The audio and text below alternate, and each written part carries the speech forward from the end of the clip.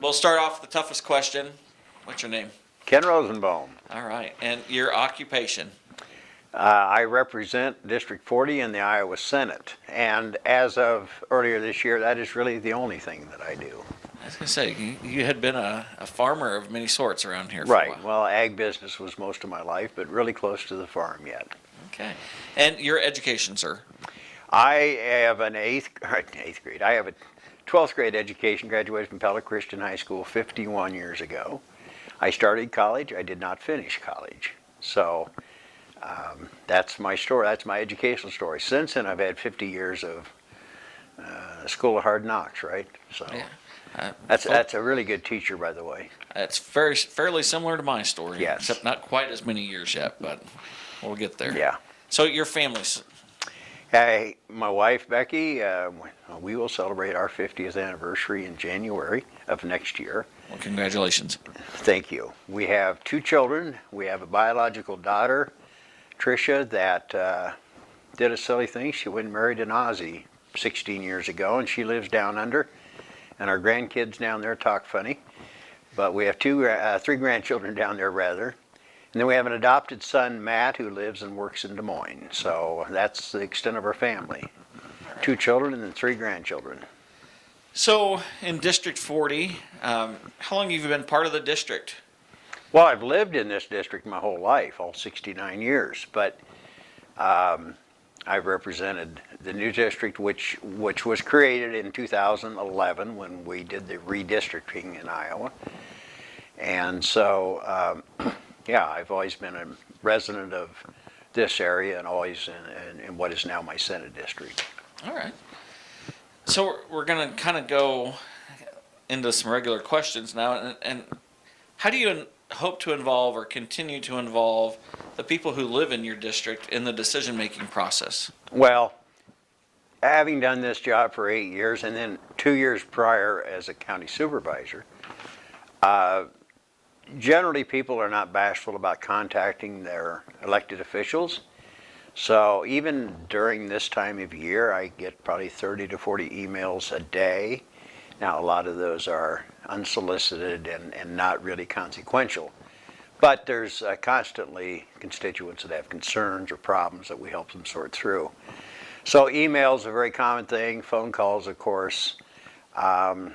Living and working in a rural district like Iowa, where we're out and about in small towns where a lot of people know you, why there's constant conversations with people. It just goes with the territory. Do trips to the grocery store become lengthy sometimes? Yes, it's hard to walk in and out of a place without somebody asking you something or telling you something. Well, I'm sure one of those points of conversation is Iowa's road system. Yes. And the condition it is or isn't in. So what are your thoughts about the current condition of Iowa's road system and the future planning for it? Well, I had a interesting history of that. As a county supervisor, became aware of some more road issues maybe than I had been before. And when I ran for the Senate 8 years ago, I was opposed to raising the gas tax, because I don't believe in raising taxes.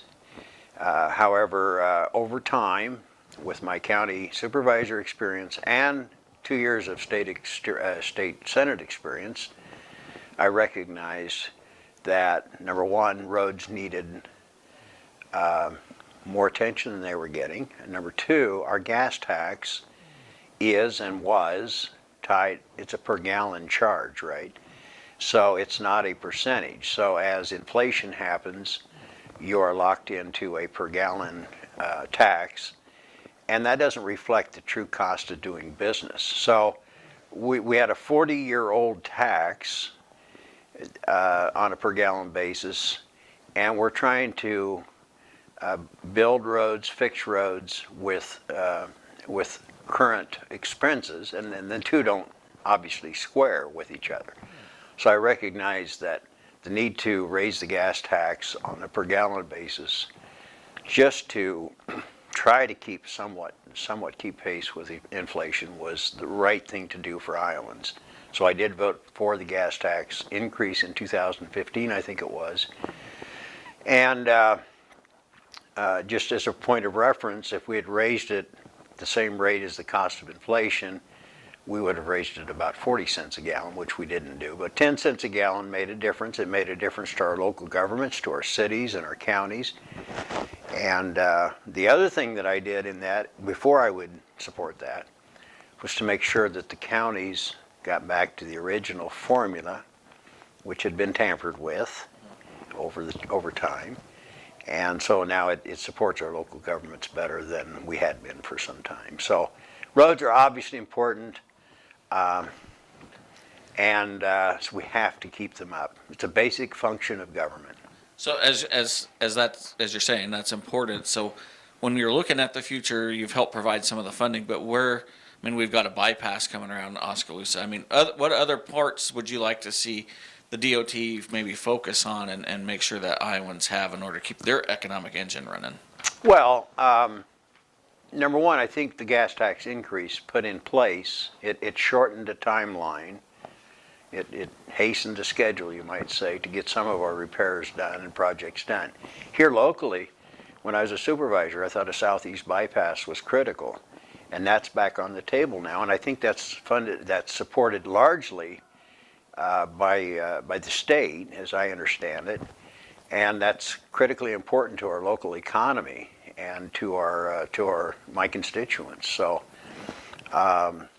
statewide, as I mentioned, we are able to speed up projects relative to where they had been scheduled prior to the gas tax increase. So education every year is one of those big topics that Iowans center around. Yes. So let's talk a little bit about that funding, what you've been a part of with that, and what's your thoughts and plans for, the coming year? Things are of course different because we've got COVID and schools are facing different challenges now. So, well, I could spend too much time talking about that probably. First of all, let's obviously we recognize the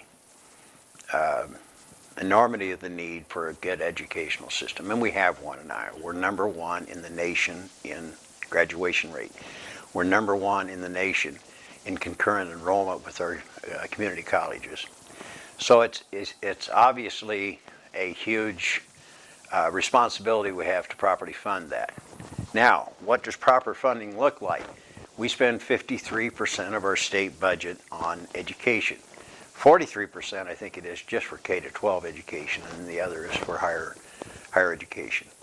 So, and we've maintained that percentage even when the Republicans took control of the House and Senate in 2016. We've honored that commitment to education. In the past, and I have a lot of information on this, sometimes the state made big promises, and then they couldn't keep those promises. We are often asked about, why don't you fully fund education? Well, number one, first question is, what does that mean? Define fully funding. And it's hard to get an answer on that.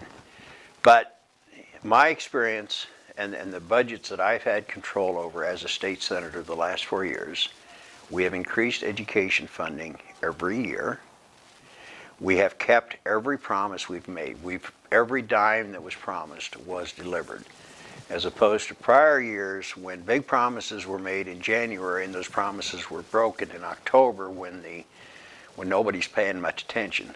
Most notably, the 10% across the board cut that Governor Culver did in 2011. So we define fully funding as budgeting responsibly within the constraints of our budget realities, and then delivering what we promise. Okay. So environmental concerns have been brought forward quite a bit, and of course, how do you fund those? It takes a cooperation of many people, I think. Right. So let's kind of talk about that a little bit. You've been part of that conversation, and of course in the funding aspect of things. So let's just kind of touch on that for a little bit. Well, that's probably of all the things I've worked on, that's my primary that's consumed most of my time and most of my efforts because I've always been on the Natural Resources and Environment Committee, first as ranking member when we were in the minority, and now as the chairman of that the last 4 years. And water quality is always an issue. I could talk all day about that one too. But in 2011, under Governor Branstad, or rather 2013, he introduced the nutrient reduction strategy. And I've supported that from day one, but part of supporting that meant funding it. There was a plan, but we need to have a dedicated funding stream to execute that plan. And I worked for 3 years on Senate File 5, what became known as Senate File 512, which is probably my signature legislation of my 8 years. That created a dedicated funding stream that's just now kicked in at $27 million a year without raising taxes, and that's in place until 2029, at which time we'll need to look at that again. But the point is, it's the most significant water quality legislation ever passed in Iowa, and it was a 3-year battle, but we got it done in early 2018, and it was Governor Reynolds' first bill that she signed as governor. Okay. So, of course, we're all living in the age right now of COVID-19. Yes. And you guys at the state level had a lot of things to shake out when this first erupted on everybody, or made its presence felt for Iowans. We talked some then about funding, but as you're looking at funding for COVID and the state's responsibilities and, of course, the economic impact, what are you doing to help provide funds and or to help businesses stay afloat during this time? Well, let's set a little historical context first relative to funding and to the state budget. Obviously, COVID-19 has really hammered a lot of budgets, whether it's business or the community, cities, towns, states, and the U.S. and the world. We, meaning Senate and House Republicans and the governor, have worked hard to get our state budget under control to where we could deliver what we promise, but not raise taxes, not create debt or anything like that. And we've been very effective at that. And where that really paid dividends was this year when COVID-19 hit. Obviously had an economic downturn that we're still experiencing, but we were able in June to pass a balanced budget that was status quo. We did not have to cut anything, and that's remarkable. That's not true of most states. So subsequent to that, I think it was in June or July, a national organization called the Council of State Governments. There are several national legislative organizations that track legislation in all 50 states. One of those is the Council of State Governments, and they listed Iowa as the #1 state in the union in terms of being prepared to handle the economic damage that COVID-19 did. So I think that's a reflection on our budgeting practices of the last several years, and it leaves us in a pretty good spot. We won't know until October when the Revenue Estimating Conference meets to get a handle on next year's budget. But the point is, we've gone into this in as strong a position as any state in the union. And now, what that means funding going ahead, I don't know. The state of Iowa received, I believe, in the neighborhood of $4 billion of federal aid that the governor has applied to different areas that were affected most profoundly by COVID. So, and I don't have details on those numbers, but $4 billion is a lot of money.